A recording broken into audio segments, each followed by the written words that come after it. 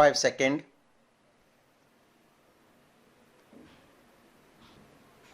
Start.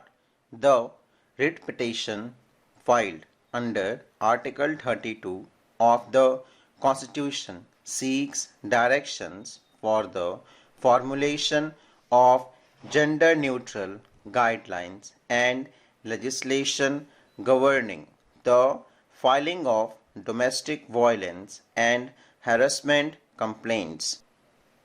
It also prays for a declaration regarding the constitutionality of Section 498A of the Indian Penal Code 1860, now Section 84 of the Bharatiya Nyaya Sanhita 2023. We have heard the learned senior counsel for the petitioner at length and have briefly examined the record.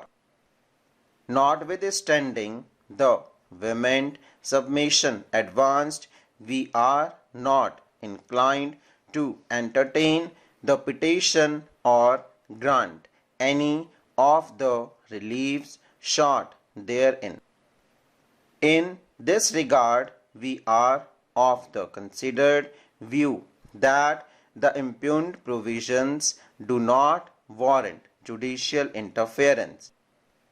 This is so because it is well settled law that courts refrain from intervening in matters of legislative policy or mandate unless the provision in question is devoid or reasonable justification or basis accoutted by malefice or an ulterior motive lacking a rational nexus with the object sought to be achieved or in violation of fundamental rights or any other constitutional provision.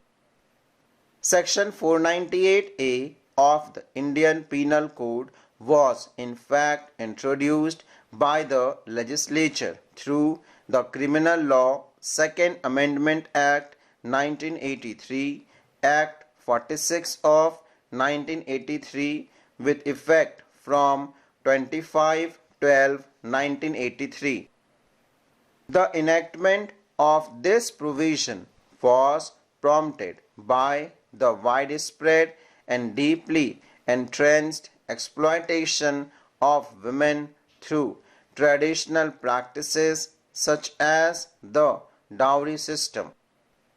The legislature recognized the pressing need for a specific legal provision to address the grave suffering inflicted upon married women as a result of dowry-related offences and cruelty which had become a pervasive social menace in Indian society. Be that as it may, the legislature in its wisdom has continued to refrain this provision over the decades, presumably in recognition of the persistent and deep-rooted nature of the underlying social malaise. While it is true that instances of misuse have emerged over time, occasionally with the intent to harass families or extort money, such concerns by themselves are rarely sufficient to warrant striking down a statutory provision or diluting its effect. This court has consistently held in a catena of decisions that the mere possibility or occasional misuse of a legal provision does not render it constitutionally infirm either procedurally or substantively. Even in the context of Section 498A, this court has reiterated that while misuse must be guarded against, the provision cannot be trivialized or undermined merely because it has in some instances been invoked unscrupulously. However, this court has also cautioned that it is not to be treated as a tool to prank assistants or as a means to cry wolf. In assessing the constitutionality of such penal provisions, it becomes imperative to strike a delicate balance. While it is acknowledged that certain individuals may face hardship due to the misuse of the provision, it is equally important to look beyond these instances and recognize that the provision serves a constitutionally sound objective. It is aimed at protecting a vulnerable section of society that often requires legal support and institutional safeguards to shield them from systemic abuse and exploitation. It is also tried that the impugned provision were enacted in furtherance of the principle of positive discrimination envisaged under Article 15 of the Constitution of India, which expressly empowers the state to make special laws for the protection and advancement of women, children, and other advantaged groups. In view of the legislative intent and the rationale supporting its enactment, we find no justification to interfere with the legislative process in the present circumstances, nor are we inclined to transgress the well-established boundaries of the doctrine and separation of powers.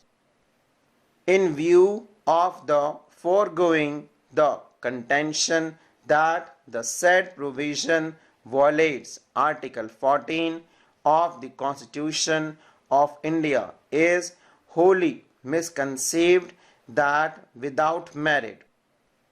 In this vein, the argument regarding the alleged misuse of the provision is vague and unsubstantiated.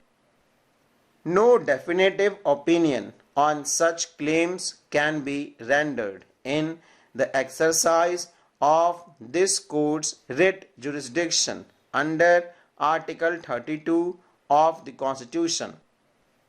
It is sufficient to observe that such assertion, if raised, must be assessed on a case-to-case basis by the appropriate judicial forum. We emphasize a case-to-case approach because matters of this nature often involve intricate and layered complexities. They require the court to pierce the veil and carefully examine the underlying facts and circumstances in order to arrive at a just and informed determination of what has truly transpired. We are cognizant of the growing discourse highlighting instances where the provision may have been misused. However, it must be borne in mind that for every such instance there are likely hundreds of genuine cases where Section 498A has served as a crucial safeguard for victims of domestic cruelty.